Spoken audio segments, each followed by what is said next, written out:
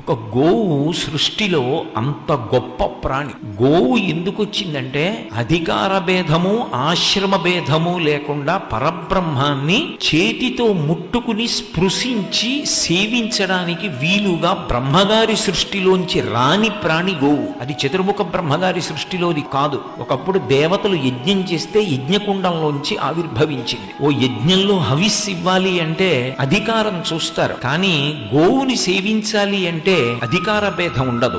ఎవరైనా గోవుని సేవించవచ్చు. మీరు గోవుకి తీసుకెళ్లి ఒక అరటిపండు పెడితే ఆ అరటిపండు గోవు తిన్నప్పుడు సాక్షాత్ కామాక్షి పరదేవత ఆ అరటిపండు తిన్నట్టే. అన్నిటికీ ప్రత్యామ్నాయంగా వచ్చింది గోపూజ.